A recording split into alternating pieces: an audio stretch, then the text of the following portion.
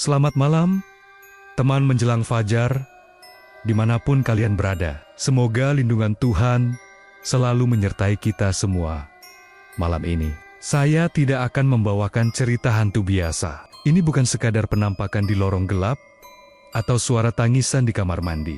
Kisah malam ini adalah tentang keputusasaan manusia, tentang sisi gelap hati yang rela menukar cahaya dengan janji manis iblis.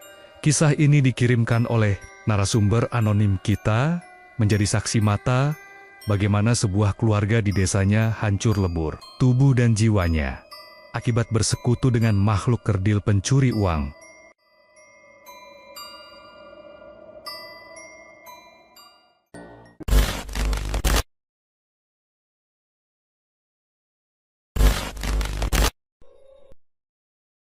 Semua bermula sekitar 2 tahun yang lalu di desa Sukamulya. Malam itu, hujan turun rintik-rintik, menambah suram suasana rumah kayu milik Pak Hadi dan Bu Lestari.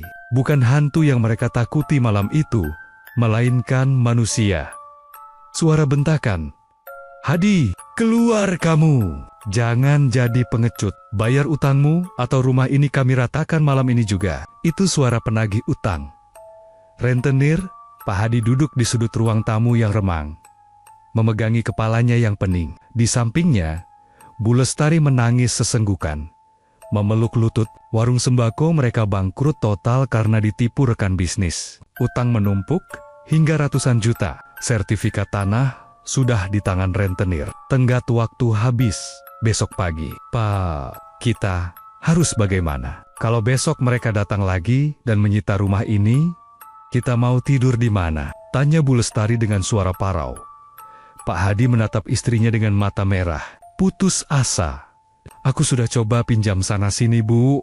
Saudara, tetangga, nggak ada yang mau bantu. Mereka malah mencibir kita." Keheningan menyelimuti ruangan itu. Hanya suara detak jam dinding tua yang terdengar seperti menghitung mundur sisa waktu mereka. Tiba-tiba, Pak Hadi teringat bisikan seorang teman lama di pasar hewan minggu lalu, tentang seorang orang pintar di lereng Gunung Kawi yang bisa membalikan nasib dalam sekejap. "Bu," Pak Hadi berbisik. Suaranya terdengar ragu, namun ada tekad gelap di sana. Ada satu jalan, tapi ini jalan pintas. Malam itu, di tengah himpitan ekonomi yang mencekik, iman mereka goyah. Setan masuk melalui celah ketakutan akan kemiskinan. Keesokan harinya, bukannya menemui rentenir, mereka menempuh perjalanan jauh ke selatan, ke sebuah gubuk terpencil yang dikelilingi pohon bambu hitam. Di sana, perjanjian darah ditandatangani, bukan dengan tinta, tapi dengan sepakatan merawat anak asuh. Syarat dari dukun itu sederhana tapi mengerikan. Istrimu harus menjadi ibunya, harus menyusuinya setiap malam. Sebagai gantinya, anak itu akan mengambilkan uang orang-orang kaya untuk kalian. Mereka pulang membawa sebuah kendi kecil yang tertutup kain hitam. Beratnya tidak seberapa, tapi auranya membuat udara di sekitar mereka terasa dingin menusuk tulang. 3 bulan berhan di desa Sukamulya mulai terasa, khususnya di warung Pak Hadi. Warung yang dulunya sepi dan hampir rubuh itu kini berubah drastis. Rak-rak kayu jati baru memenuhi ruangan, penuh sesak dengan barang dagangan, menumpuk di gudang belakang. Pembeli datang silih berganti seperti laron menyerbu cahaya. Anehnya, para pembeli merasa seperti terhipnotis untuk selalu belanja di sana. Meski harga di warung Pak Hadi sedikit lebih mahal. "Pak Hadi, saya borong minyak gorengnya ya? 5 karton, ucap seorang pembeli. "Siap, Bu. Sekalian gulanya, baru datang kualitas super," tawar Pak Hadi dengan senyum lebar. Secara materi, mereka bangkit. Utang rentenir lunas dalam sebulan. Rumah diperbaiki. Motor baru terparkir di teras. Warga desa takjub, mengira Pak Hadi mendapatkan warisan atau menang lotre.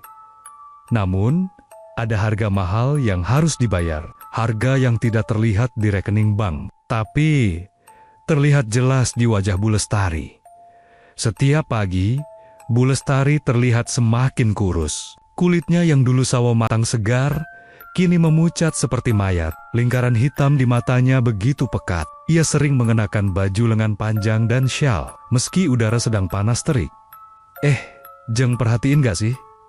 Bu Lestari, bisik Bu Marni pada tetangganya saat belanja sayur. Iya loh, kok kayak orang sakit ya? Padahal duitnya banyak, badannya tinggal tulang, jalannya kayak melayang, terus tatapannya itu loh kosong. Kalau diajak ngomong, suka nggak nyambung di balik tembok rumah yang kini megah. Setiap malam setelah pukul 11, ritual itu terjadi. Suara bayi merengek, tapi suaranya aneh, serak dan basah. Bu Lestari harus duduk di kamar khusus yang gelap. Pak Hadi akan membuka kendi itu. Sosok kecil setinggi botol kecap akan keluar, lalu membesar seukuran balita. Kepalanya botak, kulitnya licin berlendir, giginya ransing-ransing kecil seperti ikan piranha. Sini, nah, ibu sudah siap, ucap Bu Lestari gemetar. Makhluk itu akan melompat ke pangkuan Bu Lestari. Dan proses menyusui itu dimulai. Bukan susu yang dihisap, melainkan energi kehidupan, darah, sari pati nyawa. Setiap hisapan membuat Bu Lestari meringis menahan perih yang luar biasa. Seolah dadanya ditusuk ribuan jarum, tapi ia tidak boleh menolak. Itu perjanjiannya. Kekayaan Pak Hadi berbanding lurus dengan penderitaan warga lain. Teror pencurian uang misterius mulai melanda desa Sukamulya. Korban pertama adalah Haji Maman, juragan tanah yang paling disegani. Pagi itu, teriakan Haji Maman memecah keheningan subuh. Maling! Maling! Warga berhamburan ke rumah besar itu. Haji Maman terduduk lemas di depan brankas besinya yang terbuka. Ada apa, Ji? Tanya Pak RW Hendra yang datang tergesa-gesa. Uang? Pak RW, uang hasil jual tanah kemarin sore. 50 juta, saya taruh di sini. Saya kunci rapat, kuncinya saya kalungkan di leher saat tidur. Pagi ini, pas saya buka, kosong melompong. Pak RW memeriksa brankas itu. Aneh, tidak ada bekas congkelan, engsel, utuh. Jendela kamar juga terkunci dari dalam. Bagaimana mungkin maling masuk tanpa merusak apapun? Seminggu kemudian, giliran Juragan Dedi, pemilik penggilingan padi. Uang di bawah kasur hilang. Lalu Bu Siti, pedagang emas, uang di dalam lemari baju hilang. Semua kejadian memiliki pola yang sama. Tidak ada kerusakan fisik pada pintu atau jendela. Dan uang yang hilang selalu dalam bentuk tunai gepokan. Isu mulai menyebar liar. Ini pasti bukan maling sembarangan. Kasakusuk warga di pos ronda. Tuyul, pasti tuyul. Tapi siapa yang pelihara? Desa kita dulu aman-aman saja. Kecurigaan perlahan mengarah pada satu nama. Nama yang kekayaannya melonjak drastis secara tiba-tiba di tengah krisis yang dialami orang lain. Pak Hadi. Tapi warga tidak berani menuduh tanpa bukti. Sampai akhirnya, malam jahanam itu tiba. Giliran ronda jatuh pada 3 pemuda desa. Jaka, Andi, dan Ryan, mereka bertiga dikenal sebagai pemuda pemberani. Tapi malam itu, nyali mereka diuji. Jam menunjukkan jam 1:30 dini hari. Desa Sukamulya sepi senyap. Seperti kota mati, kabut tipis turun menyelimuti jalanan aspal yang rusak. Dingin banget malam ini, nggak kayak biasanya, keluh Andi sambil merapatkan jaketnya. Namanya juga ronda, Andi. Jangan manja, ledek Jaka sambil memukul-mukul kentongan pelan. Saat mereka melintas di dekat perempatan menuju rumah, Haji Maman yang baru saja menjual sapi sore harinya, Rian tiba-tiba berhenti. Ia mencengkram lengan Jaka. Esti, diam, bisik Rian tajam. Kenapa, Yan? Yan, lihat itu. Di dekat pagar tembok Haji Maman, Jaka dan Andi menyipitkan mata, menembus kegelapan yang hanya diterangi lampu jalan yang rimang-rimang kedip. Di sana, mereka melihatnya, sesosok makhluk kecil, tingginya tak lebih dari 60 cm, kepalanya gundul plontos. Namun, ukurannya agak besar, tidak proporsional dengan tubuhnya. Kulitnya berwarna kelabu pucat, seperti warna abu rokok. Ia hanya mengenakan selembar kain putih lusuh, menyerupai popok. Itu anak siapa main malam-malam? Tanya Andi polos. Belum sadar. Goblok! Itu bukan anak manusia. Jaka menahan napas. Lihat kakinya. Makhluk itu tidak menapak tanah. Ia berjalan jinjit, melayang sekitar 5 cm di atas aspal. Gerakannya cepat dan patah-patah. Makhluk itu mendekati tembok tinggi rumah Haji Maman. Dan dengan santainya, ia menembus tembok itu seperti menembus asap. Hilang. Astagfirullah, tuyul, desis mereka bertiga hampir bersamaan. Ketakutan melanda, tapi rasa penasaran dan tanggung jawab sebagai petugas ronda mengalahkan rasa takut itu. Kita tunggu. Kalau dia masuk, dia pasti keluar. Kata Jaka, benar saja. 10 menit kemudian, sosok itu menembus tembok lagi keluar. Kali ini, tangannya memeluk sebuah buntalan kain putih yang terlihat penuh. Wajah makhluk itu menyeringai, memperlihatkan jiji-jiji tajamnya yang mengerikan. Ikuti, kita harus tahu siapa tuannya. Perintah Rian. Mereka bertiga mengendap-endap, menjaga jarak sekitar 20 meter. Makhluk itu berjalan cepat menuju arah timur desa. Bau anyir darah dan bau gosong tercium samar setiap kali angin berhembus dari arah makhluk itu ke arah mereka. Jantung mereka berdegup kencang saat menyadari kemana arah tujuan makhluk itu. Ia berbelok ke pekarangan rumah Pak Hadi. Makhluk itu menembus pintu belakang dapur Pak Hadi. Jaka memberi isyarat. Mereka merayap mendekati jendela dapur yang sedikit terbuka gordennya. Cahaya lampu kuning, rimang-rimang, memancar dari dalam. Apa yang mereka lihat di dalam sana menjadi mimpi buruk seumur hidup mereka. Di lantai dapur, Bu Lestari duduk bersila dengan rambut acak-acakan. Wajahnya bukan lagi wajah manusia, tapi wajah penuh penderitaan. Matanya melotot. Di depannya, makhluk kerdil itu menyerahkan buntalan uang. Pak Hadi, yang berdiri di sampingnya, tertawa kecil sambil memungut uang itu. Pintar, pintar, pintar anak bapak. Hasil panen Haji Maman malam ini besar ya, ucap Pak Hadi. Lalu makhluk itu merengek, suaranya seperti kucing kejepit. Minta, minta upah. Ya, ini ibu sudah siap, kata Pak Hadi. Bu Lestari dengan tangan gemetar membuka kancing daster bagian atasnya. Makhluk itu melompat rakus. Bu Lestari mendongak, mulutnya terbuka tanpa suara, air matanya menetes. Wajahnya semakin pucat, seiring makhluk itu menyusu. Gila, bisik Andi. Wajahnya pucat pasi. Kita lapor Pak RW sekarang, kata Ryan. Sebelum kita ketahuan, mereka mundur perlahan, meninggalkan rumah terkutuk itu. Kabar itu menyebar lebih cepat dari api. Pagi harinya, kesaksian Jaka, Andi dan Rian sudah sampai ke telinga seluruh warga. Bukti sudah di depan mata. Kemarahan yang selama ini terpendam meledak seketika malam harinya. Setelah Isya, tanpa komando resmi, puluhan warga berkumpul. Mereka membawa obor, pentungan kayu, dan batu. Pak RW Hendra berusaha menenangkan, tapi sia-sia. Haji Maman dan Juragan Dedi ada di barisan paling depan. Ayo, kita labrak, usir pemuja setan, balikin uang kami. Masa bergerak seperti gelombang air bah menuju rumah Pak Hadi. Hadi, keluar kamu, teriak warga sambil melempari atap seng rumah dengan batu. Kelontang, kelontang. Pintu depan terbuka perlahan. Pak Hadi keluar dengan wajah pucat dan bingung yang dibuat-buat. Ada apa ini bapak-bapak? Kok ramai-ramai? Jangan pura-pura bodoh Hadi, bentak Haji Maman. 3 pemuda ronda. Lihat sendiri, tuyulmu masuk ke sini semalam. Kamu kasih makan setan pakai darah istrimu dan uang kami. Fitnah.